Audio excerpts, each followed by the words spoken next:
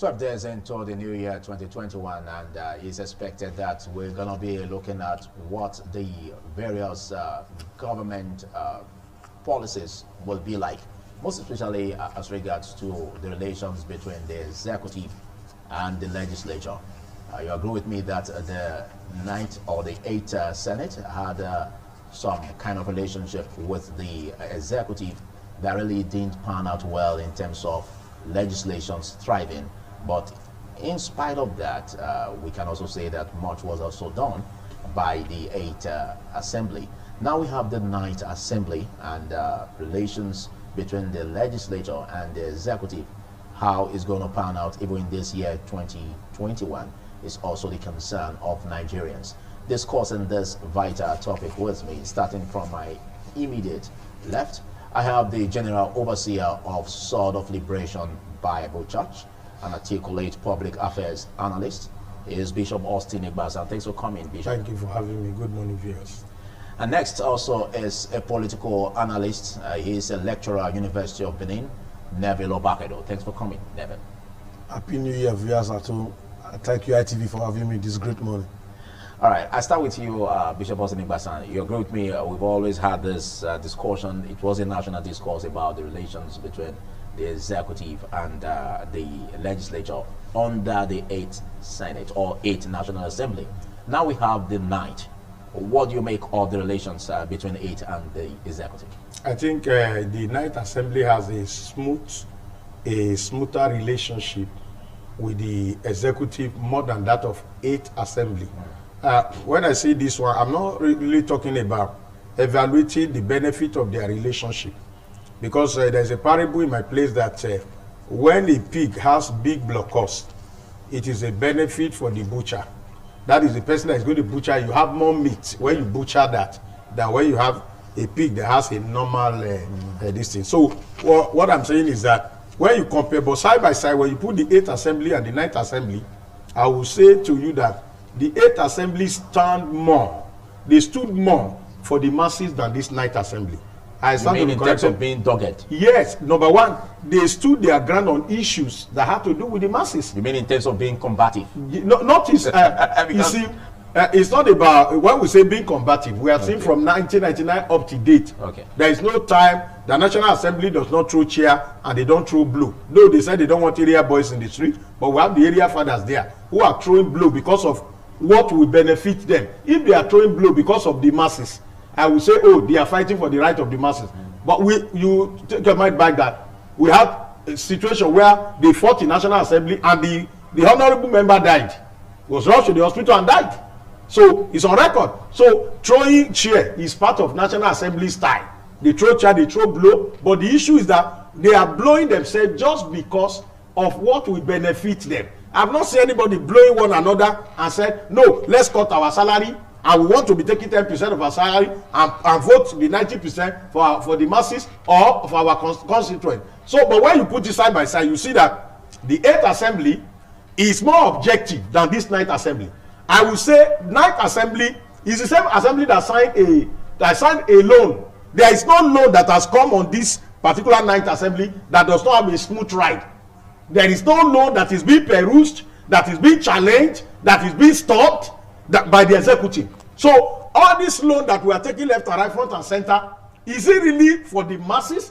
How was their oversight function on the disbursement of this loan? What was this loan used for? The purpose where this loan was being taken, did we really follow or use it for that exact purpose? Because two things are the work of the legislator. Number one, to make law. Number two, oversight functions, yeah. To be able to, because when you make a law and you are not faithful in your oversight function, it is when you check the excesses of the executive. What was meant here, what was disbursed here, was it really disbursed? Why it was disbursed? Was it the purpose it was used for? These are oversight functions that you'll be able to say, okay, they have not done well. We summon them. A National Assembly that invited the president, and the president did not come, and at the end of the day, they are even on the prostrating and appealing that they are sorry for inviting. So how do you call such National Assembly? National Assembly that, I give you an example. When Matthew Egbadon was Speaker of House of Assembly here, Governor Lucky Binedo knew that he has a speaker because the guy stood his ground. And everything the government was doing there, they knew that there's a speaker that is very sound. It's not that he's combative. They are from the same party. If you remember, Matthew Egbado and Governor Lucky Gbedero, they are from the same party. But the two of them play a sound democratic ethos and value, because the speaker is not running to government house at will, as other speakers will turn government house to their family house. Now he stood his ground, and when the government is bringing something, the executive also peruse what they are bringing, because they are bringing it because before someone who will cross check it. And I give an example of Chuba Akaligo during the time of Obasanjo. Everybody, even National Assembly, if you are going to stand up to talk during the time of Chuba Akaligo, you know you have a sound Senate president who you cannot just stand up and be talking rubbish. You have to sit down and have a night vigil on what you are going to present. Even in National Assembly, there during the time of Dr. Chuba Akaligo. Why? Because the man that is sitting down knows what he's doing, and he's not ready to be a rubber stamp to anybody. So when you check a National Assembly that signed a bill, signed a law that even said part of Nigeria can be ceded, and they didn't peruse it and it was signed, how do you explain that National Assembly? So the issue is that when you put it side by side and check Saraki National Assembly and this Ahmed National Assembly, you will see the difference. The only thing is that, you see, people saw that 8th Assembly as combative. It's not about the tone. When you are speaking the right thing, either you use auto or tenor or bass, it is not the tone you use to present your presentation that matter, but the content of what you are presenting. But they usually say that governments thrive better in when there is decorum, when there is peace, when the organs of government are really in harmony. Okay, let me give, what is the harmony in this government? Now we are saying COVID-19 has come the second time. The same government have a minister of communication that gave a deadline to Nigerians to gather as if they're having convention. And there's no social distance, and he gave them, and we have the chairman of the PTF is a secretary to government of federation, and they were all talking of, we are going to close this one down, shut this one down, and inside that particular government, a minister decided to give a deadline to Nigeria, and people pack like sardine, and they are gathered in a place. Yet the same government is fighting the second wave, and they wanted everybody to believe that corona is real. Yet the same government put a policy that we can put for 1 year. Okay, you talk about February 2nd, that was when the law started. Now we have a complete lockdown from the beginning of March. Now within that period, the minister is trying to defend himself that this thing has started in February. Okay. But within that period, there was lockdown. But I mean the harmony between the ESCO and the legislature. What I'm trying to say is that I'm talking about synergy now. Now, when we're talking about when people are divided, the synergy, the peace we're talking about, every peace that must be achieved in democracy must be leading to freedom of the masses. Okay. If you are going to call something peace, when the masses is at the receiving end, then the executive and legislature will hold themselves and shake themselves, and you call that one peace, that is pieces. The peace should be that, because democracy is about the people.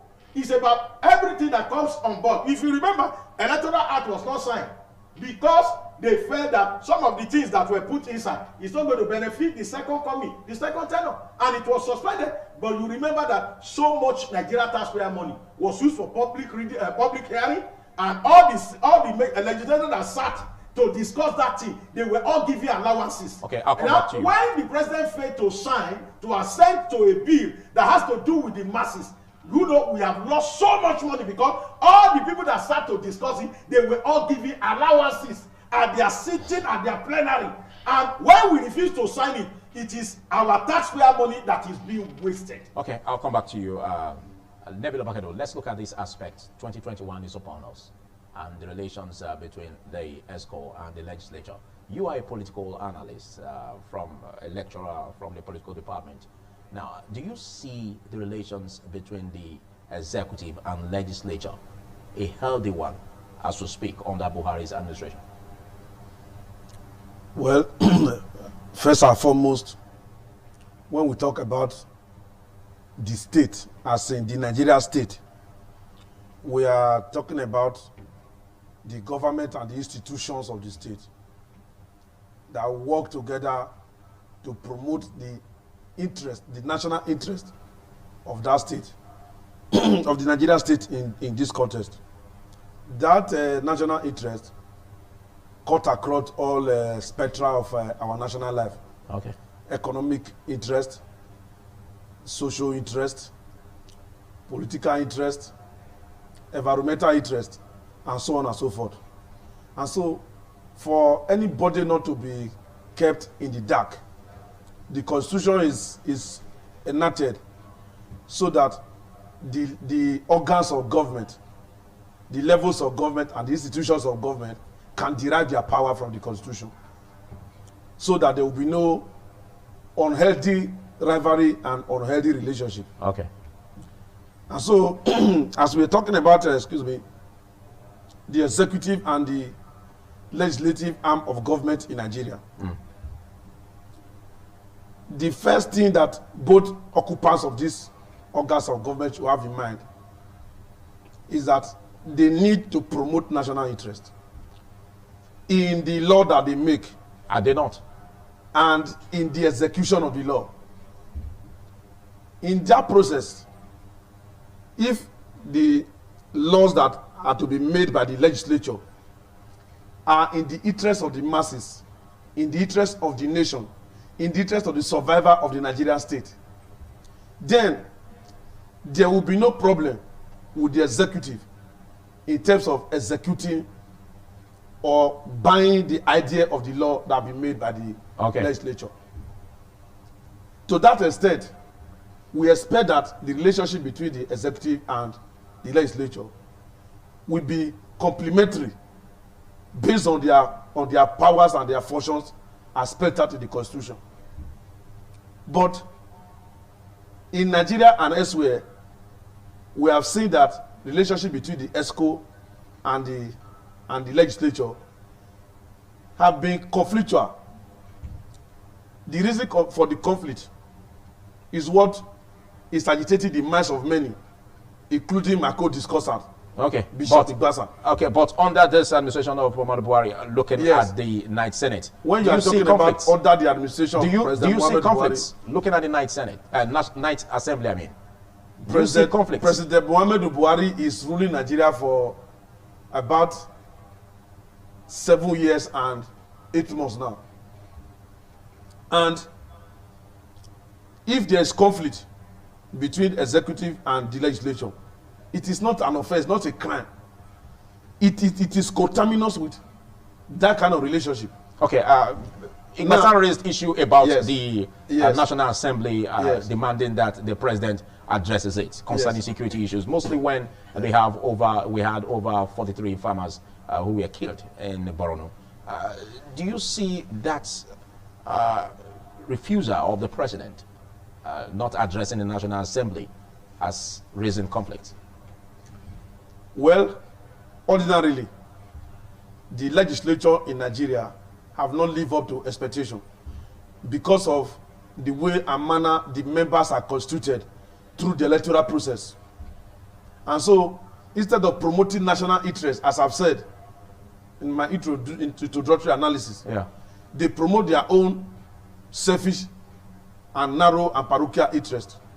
Now, they are supposed to have made a law before now and enshrine the law in the Constitution that whether on a monthly basis or on a bi-monthly basis, the president comes to address the National Assembly. Basis, the president should come to the National Assembly and give what we call a state of the nation. So a state of the union unfortunately, that is not a part of the law. Unfortunately for Nigeria, that is not part of the law. Which means the executive has his way constitutionally. Now, in a crisis situation like we find ourselves, the issue of insecurity, any serious president and his followers, if you like, you refer to them as members of kitchen cabinet, they don't need to say they want to follow hook, line, and sinker the spirit and letters of the Constitution by saying that it is not defined in the Constitution that the president must come and address the assembly. Any serious president whose state is devastated by insecurity, any serious president whose region is devastated by insecurity, any serious president who is saying that the entire country is wallowing in the mire of insecurity, supposed to come and address the nation and address the National Assembly. Is it about addressing the National Assembly or looking at ways to fight the insecurity when issues. when the members of the National Assembly, because you refer to issue of conflict, when the members of the National Assembly, they are inviting the president to come and address them on the security situation of the country, because they are representative of all the constituencies in Nigeria. In the process of addressing the nation, there will be time for question and answers where people, members of the assembly, will ask the president questions, and I expect the president to reply them. Okay. In the spirit of national interest, the president lost that opportunity. Okay. Do you see that as what should be this year? Yes. This Are year, you proposing that? This year, the minister. Let me before I talk about this year, the minister for Justice and Attorney General of the Federation, who I believe is one of the members of the kitchen cabinet of the president, they should address the president aright. And if the president cannot address the National Assembly and the nation in terms of insecurity because of his head, which everybody is aware of, he can designate the vice president to go and address the nation, brief him on the security situation, so that, the vice president can brief the National Assembly and the nation, so that the issue of conflict, because there's really no conflict there, the issue of insecurity in the country is affecting the entire country. The executive arm is affected, the legislature is affected, judiciary is affected, the private sector is affected. And so any president who is committed to national interest, whether President Buhari or any other president, should have that issue of security at heart and address the nation, so that people can sell ideas to him on how to put an end to the insecurity. Okay, thank you. So the point I'm trying to make is that in every executive and legislature relationship, whether in Nigeria or elsewhere, is either the relationship is complementary, which is defined by the Constitution, or the relationship is conflictual, or the relationship is simply defined by the events or by the political phenomena or social phenomena or cultural phenomena, economic phenomena of the day. Okay, that just like we are having between the National Assembly. Just like possibly we are having the resumption. It's not that the National relationship Assembly have to be smooth all the time. Okay. Even though the members of the legislature and the executive may even come from the same political party. Okay. It doesn't mean that they have to toe the line of the executive all the time, or the executive have to toe the line of the legislature all the time. Okay, So let's cite this example. I'll come back to you. Yeah. Let's cite this example. Like on the 26th of January, we expect the National Assembly to resume a plenary. And do you see it as top priority for them to discuss issues concerning this vaccination that the federal government proposes? About 165 million Nigerians using 2.4 trillion naira for the purchase of vaccines. Do you see that this as an issue that should be before the National Assembly this year?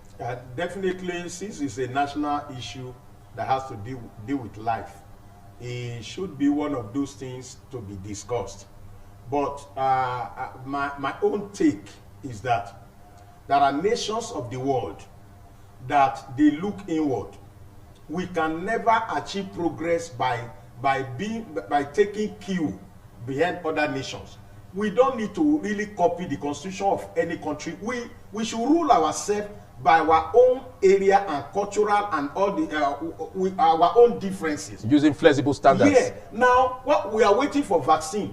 When we have professors of virologists, epidemiologists that since this particular epidemics have came on board, that they should have been inside the research center looking at indigenous solution. Yeah. But than for us to queue up. You see, my problem is. But it's very possible that they've been doing that. Behind the door. I told you that this before they even summoned the professors of virology during the lockdown. It was around July, and we have had serious problems since late February. So what I'm saying is that this issue, the government should put on a thinking cap. I'm so surprised that my brother mentioned about how people got into National Assembly, because they say you are looking at a man that the back is bent. You are not looking at it that the leg is also bent, because he said if the foundation be destroyed, what would the righteous do? My take is that it is good for them to talk about vaccine, but me, I believe very strongly that we have gotten to a level where Nigeria should not see itself as a begging nation. What is it that God has not done for us? our government should look inward. We should look inward and look for a solution inward. Now, you don't compare our weather with the weather of America. So, our weather here is hot, and we should look at things that we can use to even sort ourselves out. This kind of whopping amount of money that is being voted for vaccine. Okay, but when you say the weather is hot, are you trying to suggest that you have carried out an analysis and a study that the virus doesn't really thrive I'm not talking in of the virus. tropical areas? I'm not. Is that what you are suggesting? What I'm even saying is that here there are benefits we have. You go to US now, the money they use in Canada to heat their room, the megawatt of light that they use to heat their houses and to make everywhere warm. If we have such megawatt in Nigeria, we already have stable power supply. I'm not talking of the megawatt they use to operate computer. I'm talking of the one to heat your room, to heat your store, to heat your office from snow and all the rest of them. And now these people design their country by their own weather. Now we have, God has given us sunlight. We have our weather is hot.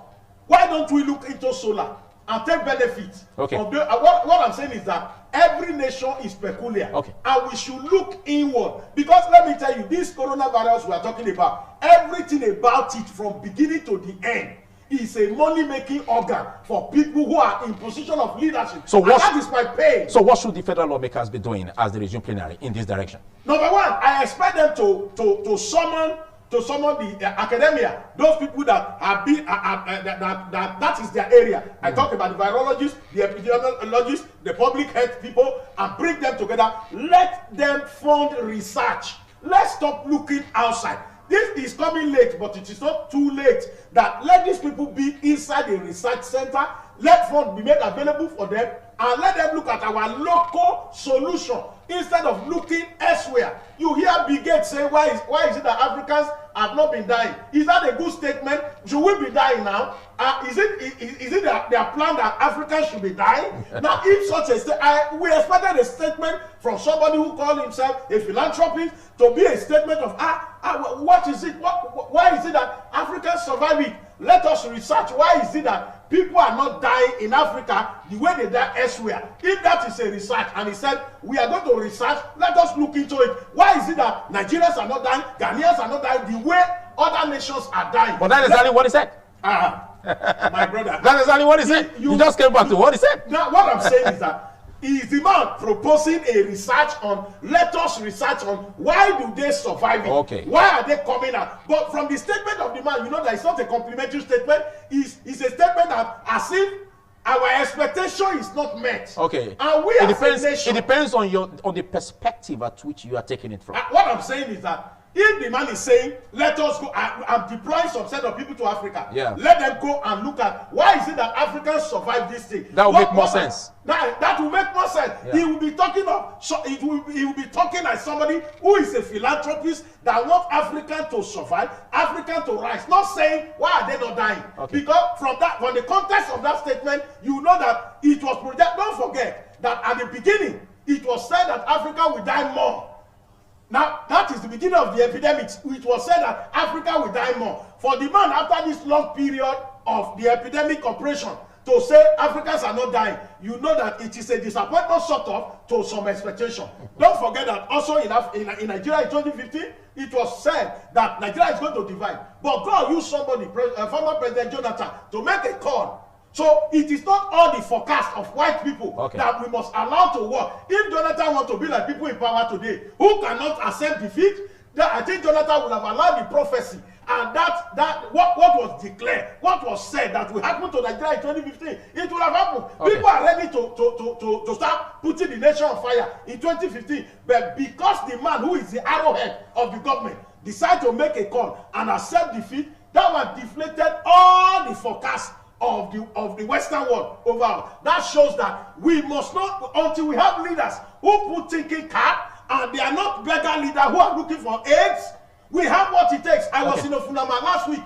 I saw the road to Ofunama. I saw what people are going through in that place. You are society, part of Nigeria, and these are people that have oil under their feet there. Now what happened? They have a lot of things, plantain, all kinds of things you are talking about. Just put a company there that will deal with in the days of Governor Lucky Benedo, fruit juice was cited at a hall. Continuity of the government that came after that time. What have they done?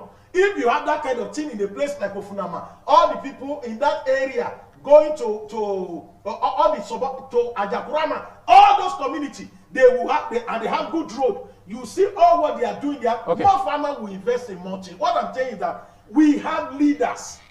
I have said it in several fora that God did everything for Nigeria, but our prayer about leadership has not been answered. Okay, we believe that. That's why you are still praying, because you are a clergyman. Yes. And we believe that very soon. In this year 2021, like you said, when we came into 2021, you must have encouraged and admonished your members that this year is going to be a hopeful year. Yes. We're going to have greater achievements. Greater achievements. So we want to see that. We want to see that pervading the country. One thing about Nigeria is that I'm surprised that even the president said it is God that will help us to be monitoring our border. When we have CCTV camera, that God gave us brain, gave some people brain to put CCTV camera in place. God gave brain to a Benin man in America. He was the one that helped them to design the drone that America is using as we are talking now. He has about 6 PhD. They have not consulted such a man to see how do for government of state to have license of drone. Okay. All the governors now, they have relaxed. Okay, but are you really criticizing that statement? Because if he said that he's God,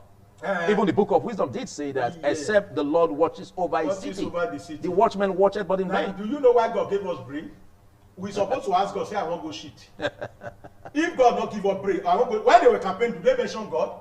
When they were telling us they would turn heaven to earth, do they mention God? Okay, I'll come back now, to you. What I'm saying is that let us not heap it on God. I'm a man of God. Let us not heap it on. I hear people now say Rome is not built today. What does you? You are a Muslim. What I'll come back to you. With Rome? I'll come back to you. You don't have a business with Rome. What I'm saying is that when you see a man did not sleep with his wife, and he's speaking in tongue, I bind barrenness in the name of Jesus. I cannot be barren. We believe God for triplet. It will happen in the name of Jesus. Amen. Amen. He puts it on the altar. When he's going to sleep, he sleep in a different room. The wife sleep in a different room. They didn't touch themselves. Yet they are trusting God for triplet. I think that's where the scripture says that faith without works is dead. Is dead. Now look, I want you to peruse the statement of Mr. President this year. And as a journalist, I want you to bring one particular thing from the statement of the man who leads Nigeria that you can take home. I'll come back to you. Break it in pieces. What are the preparation of the government for the glory we are expecting this year? Don't forget, this discussion is about the executive and legislature. Can you remove the president from executive? Thank you. I'll come back. I'll come back to you. What I'm saying is that what we are talking about, the relationship must go with vision. It will go with idea. And some of these things will come from leadership. When it is presented to National Assembly, that when they peruse it and see that it is in the interest of the masses, then we go ahead and connect it to it and move it forward. I give you an example. Connecting, hold on that example. Yes. Connecting what he just said, Nebilo Bakedo. Now, we have Nigerians who are also reacting over the plan of the federal government to borrow 895 billion naira from unclaimed dividends and dormant accounts. And this is as a result of the Finance Act 2020 that was signed into law, that also come from the Companies and Allied Act. Do you see this as a product of the relations between the executive and legislature? I mean, the Ninth Assembly. Do you see this product as being fair for the people? When we talk about Nigeria as a nation state, we cannot talk about Nigeria in isolation, especially in a democratic Nigeria. Okay, but focus on the legislation of the Company Act and Allies. Yes, that's what I'm coming to. Okay. Nation states, they survive on the basis of the law that they have made for themselves by the legislature and the execution of the law by the executive. And then, when there is an infringement, the interpretation of the law by the judiciary. When the government of Nigeria comes up with an idea of saying unclaimed dividends will now be borrowed from the various organizations and banks for the purpose of powering the economy of Nigeria, and the law has been signed by the president, it becomes a law. And it went through the Yes. first, second, and third. Yes, it becomes a law for the country. If anybody is so aggrieved with the implementation of the law, the person will now have to go to court. Okay, but what do you make of the legislation? Do you see it as fair for the people? When you Because there talk- are also issues where some are saying that even those who couldn't claim, who make claims to those amounts of money, were as a result of maybe wrong signatures or maybe typographical errors, or they were being denied for one reason or the other. Do you see this legislation as fair? Because even SERAP is even against the federal government on that. if I say the legislation is not fair, and the legislation has been signed by the president, into law, my saying that it's not fair is like somebody that is seeing crisis in the nation, Okay. that is supposed to speak up about. He will not come on television because he has access to TV as we are talking. He will not talk on television. He will not take a court action. He will just go to a newspaper stand and be shouting and be quarreling with people there. That shouting and quarreling with people in that kind of public place or in a semi-people's court Doesn't goes to count. no issue. So the law has been passed by the president, be passed by the House of National Assembly, and the president has signed it. The law has taken effect. If anybody is aggrieved, if I say I don't like the law, his court I will go to go and challenge it. Okay. But anything that the government can do for Nigeria to regain the past glory of our economic strength before ECOWAS was established some years ago, I will support it. But before I say I support this issue of unclaimed dividend, the people that are supposed to claim their dividend are not able to claim their dividend. I will blame them. Number one, if at the end of every financial year you are supposed to get your dividend, you did not get, what stopped you from writing to the organization where you have your shares and begin to ask them, I was supposed to get my dividend by so time, I did not get, what happened? They will not tell you whether it is because of signature, whether it's because of death of anybody, whether it's because of error in your name, and so on, so that you now begin the process of correcting that error. People sleep over their right, and at the end of the day, they begin to shout and be crying wolf where no one exists. Sometimes when I take action, people are close to me, they see that almost on every issue I'm very critical because of my experiences in life and because of my upbringing. And so they say, yeah, this man, yeah, you are a troublemaker, or you are this, you are that. I say, no, I'm not a troublemaker. I'm trying to prepare for crisis that can come tomorrow if it comes, and the crisis may not come, but I need to be on a safer side by ensuring that any document I need to put to a particular organization or an individual to save myself from the trouble that will come ahead, I put it, get an acknowledged copy, and keep it so that I go to sleep. Okay. Now, we're talking about ways that Nigeria can look for money. I support this idea, but the people who are supposed to get their dividend are not getting their dividend. So the legislation is right. The legislation is right. Okay. But more importantly, the resources of Nigeria is in the hands of the few, like top notchers of NAPC. You will see over time from 2012 till date, every year at the end of every financial year, you will see a report that so amount of money has not been remitted by NAPC or subsidiaries of NAPC to government. The people who are keeping that money, they are still occupying their various offices. Okay. Nobody disturbs them. They are not brought to question. And even if you bring them before National Assembly, like the other day they brought NDDC caretaker committee to the National Assembly, and the whole world was watching. The man just loved. You see the way the speaker now came and said that you see they should not ask the man question again, even if the man is revived. This is just a fact-finding mission. A fact-finding mission or a fact-finding committee, when you know that billions of naira are in the pocket of very few people, not up to the number of people that are keeping the money of NDDC. Okay. They are not up to a family in Nigeria, a large family in Nigeria. Thank you. I will know them, and they are still sitting down the money. All right. So anything that Nigeria can do to recover the resources of Nigeria that is in the hands of few people who have at one time or the other occupied public position Should be done. Okay, in addition to this law. In case you're just joining us, as TMI Tuesday, and I've been having a chat with a lecturer in University of Benin and the Department of Political Science, Nebelo Bakedo, and of course the General Overseer of Sword of Liberation and Bible Church, and he is Austin Igbasan. Bishop Austin Igbasan, let's look at I know you have a reaction maybe over what he said, But let's also look at the state, the Edo State House of Assembly, for instance. The better part of the first term of Godwin Obaseki's administration, we had issues where the Edo State House of Assembly members-elect had issues over the way it was being proclaimed in terms of the proclamation letter. And now all of this is gone. What's your expectation for the Edo State House of Assembly as we speak in the year 2021? Okay, the issue of is gone. Yeah. Is that it is now they have been sworn in or they have not been sworn in. I want to get your gun. No, it's passed.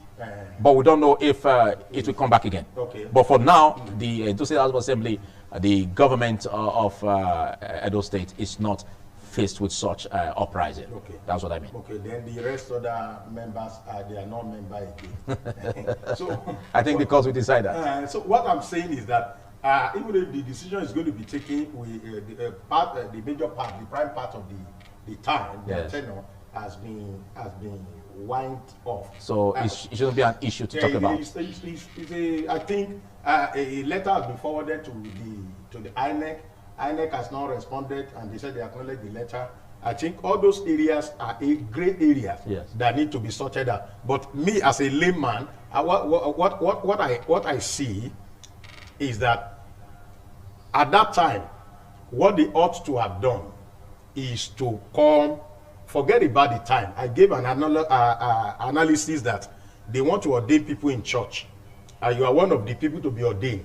And on your way coming, your vehicle, you have flat tire, you were not able to meet the service. They have done the ordination.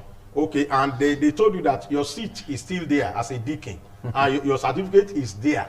So come on the next Sunday and take the anointing oil and sit on that seat, get your certificate, and begin to operate. If your purpose is to work for God in that church, the day they do the ordination does not stop your operation. And I think that the mistake they made, those members-elect, the major mistake, you don't fight from outside.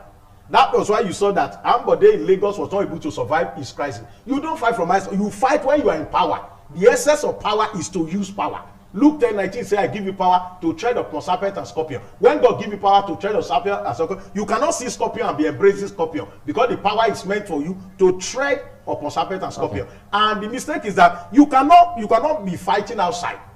And it is a major mistake. They ought to have come in. Forget about when the House of Assembly was constituted. Let us not go through that one. It's a political problem. It can be solved in a political way. But if you really want to serve the people, that is my pain. If it is the people that elected you and your loyalty is not to one man, what is expected is that you are sworn in on Tuesday, you are sworn in on Wednesday. What is important is that you are sworn in as a member elect. Okay. And when you sat down, it is then you can make your contribution. Okay. If you don't even like the leadership of the House of Assembly, you can remove when you are inside, but you cannot remove with area boys outside. Okay, we had the experience. The House of Assembly had the experience, even where Franco Kiye was exited, and then we have the Honorable's leadership. Yeah. Now, what do you see as expectation for the Honorable's leadership and the Obaseki's ESCO in order to forge a good relations that will help Number one, better? I will encourage the Edo State House of Assembly to be objective.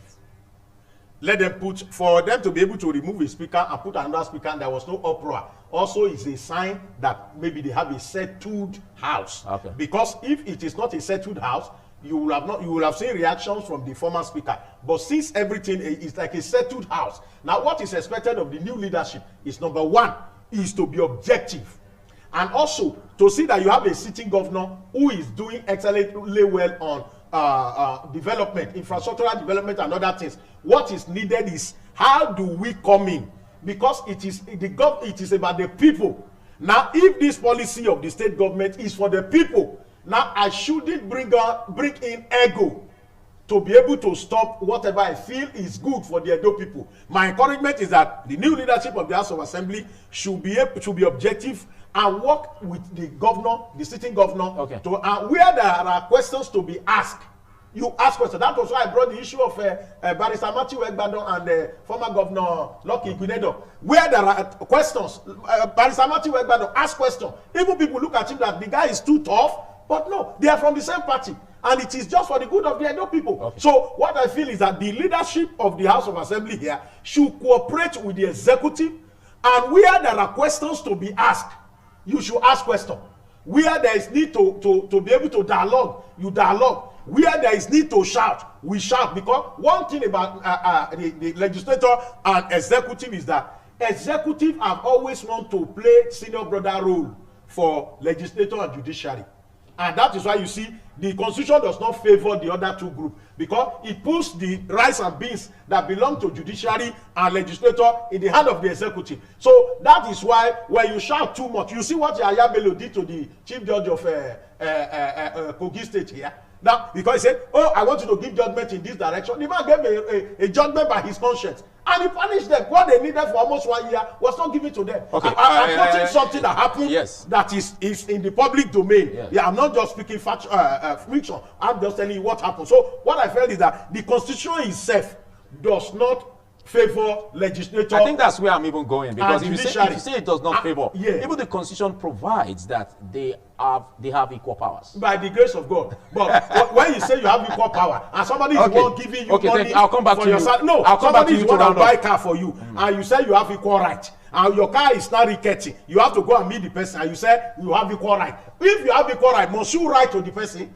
If you have equal right, that is to put your hand inside your pocket there and buy car for judges. Okay, so we'll look even into that. the president that We'll said he wants it in the state now, other fora. the president does not even affect it in the federal. How do you see that governors, they revolted against it, because even the president himself did not do that in the federal. He did it in the state. Thank you. If you want to be if you want to be truthful and sincere, start with yourself. That's why in my play they say, if you have a bad medicine, use and kill your junior brother. Outsider go fear you. But when you say you have bad medicine, you never use and kill person, you will never kill your relation. You say you have bad medicine, nobody will fear you. Okay. That was why you see that at the 11th hour, the governors, they stood their ground and make sure that thing, the executive power, became useless. Have you seen the execution of that autonomy of judiciary and legislature now? Have you seen it in any state? Because the president himself is not sincere. If he's sincere, he should start with the chief judge. Okay, no, you can't say that. You can't say the president is not sincere, because how will you? No. When you sign not too young to run, okay. not too young to run, the president said to the youth, he said, I'll don't come back contest to you. with me. I'll come back to you. Is that sincerity? I'll come back to you. That's not sincerity. I think that goes beyond the if you say it's not objective, but what I'm saying, don't say it is wrong. It is not wrong. It's in public domain. I'll come back to you. It's public domain. Let's look at what it is before the House of Assembly in terms of expectation, in order to have a good relationship with the ESCO. House of Assembly. Before I talk about the House of Assembly, you raised an issue about vaccine and the role that the National Assembly as a legislature should play in it, in ensuring that Nigerians are secured in terms of ravaging COVID-19. The point I have to make about that is this. I sent a message to the Chinese government some days ago. Oh, really? And I asked them, why are they keeping the whole world in the dark and the World Health Organization by not coming clean to inform the world about the origin of COVID-19? Have they replied? And the causes of COVID-19. They have not replied. Okay. And I know they will reply me. And the causes of COVID-19. The whole world is just grouping in the dark. And so when people are developing vaccine, and they say the vaccine, when you can take the first dose, you take the second dose, even after taking the dose, you still be wearing your nose and mouth mask. Okay. I don't know who's deceiving whom there. Well, I think we don't have the right panelists to discuss that. Yes. What made me to talk about it is the issue of the money, the 2.4 trillion go straight to it. that the National Assembly is approving. You don't think the government is sincere, or what's your grouse? The government is not sincere. Why I say the government is not sincere, because I'm a researcher and I have a very critical mind on any issue, whether scientific or unscientific. Now, what I've discovered is that the Nigerian government, what they do is that they copy and paste. If they hear that there's a variant of COVID-19 in Britain. But you can't say that, because you don't even have the statistics. You still don't have the statistics. Yes, because it would have been better if we have this discussion, giving it more time in another forum. Okay. But not on this. So please, I gave you some time to react. Yes. But this is time for you to go straight to the point on the questions I raised concerning how to reposition the House of Assembly and the ESCO in order to be for the benefit of the people of Edo State. First and foremost, both the National Assembly, the legislature, in this context, the National Assembly, House of Senate, and House of Rep, they are the state level, the state House of Assembly, and the state executive. The first thing is that they should have the interest of the citizens at heart. Looking at the leadership of Onobun. Yes. With the governor of Edo State. Talking about Edo State. That's what I said, yeah. There are issues that have been raised about the House of Assembly, which border on the issue of a proclamation that you talked about, which border on declaring the seats that House of Assembly members elect never occupied. But we passed that. Declaring them. But we passed that, except you want us to go back there. Declaring them vacant, a seat that somebody never occupied. You say you declare the seat vacant. I don't want us to go into that. No, because if it's already before INEC, and INEC will send a response in that direction. If you want to go into that, you now have to invite those of us who have something to say about the subject matter, and the House of Assembly representative. We can't say much on that because it's even before the court. Okay. We can't say much on that. If it's a matter before the court, yeah. So let's look at expectations at the federal level. At the federal level, before I talk about Edo State, at the federal level, the president should provide leadership as the head of the executive, and in the course of providing that leadership, he should liaise with the legislature to ensure that the policies and the laws that are being made by the National Assembly are properly executed by the executive arm of government. Okay, back to the state. Yes, in the interest of the nation. Okay. Then back to the state. The state, Edo State, which is my own state, I expect the executive, as we speak, is the governor, the deputy governor, the SSG, and the ministries that are part of the executive that are functional. Yes. The cabinet has not been raised. Yes, that's what I'm saying now. Okay. What I'm saying is not right. Okay. The governor said by February, it will constitute the state ESCO. Okay. So the executive arm will now be full. Oh, yes. And then we expect that there will be robust relationship between the House of Assembly and the executive arm of government for the betterment of Edo State. Okay. Number one, Edo State is facing insecurity. We can't delve into all that. We cannot delve into it because we don't have much time. We don't have much time. Is there not supposed to be a law that can assist both the executive and legislative arm to ensure the security in the state? Yes. So that is why I'm saying that all Edoites, both those that are resident in Edo and those in the diaspora, they have their relatives here. They expect. You have 1 minute. That the relationship between the executive arm and the legislature in Edo State would be better for it in 2021. Okay. With harmonious and complementary relationship between the two of them. Okay, thank you. And if they have any reason to disagree, they should disagree in the interest of Edo people. Okay, I think that has your final words on this segment. Okay, if that is my final word. Or you want to add some words? Yes, let me add something. You see that government should not be like a balloon in the sky. You have 30 seconds. Yes, and the government should reach out to the citizens so that the citizens can offer their support. They can give their best to the government in no ramifications. Okay. So this is what I expect from the federal government. This is what I expect from Edo State government and the local government that make up Edo State. Thank you. In 1 minute, round off. My agreement is that the governor should pick better hand in this second term. Okay. And also the House of Assembly should peruse the people that they are being placed before them, considering that they are going to work for the people. And let there be an accelerated approval after they have been able to peruse it. Okay. But the governor should choose the best hand. And I encourage all those who are not too happy with the administration to know that what is important is the progress of Edo people. Okay. And let us put other things that will distract the leadership from focusing on what the masses needs to get there. Thank you so much. Big thanks, Bishop Austin Igbasan, for taking our time to be part of this show. And big thanks, Neville Obakedo. Thank you for having me. There's a much we can take on the discussion segment. Stay with me.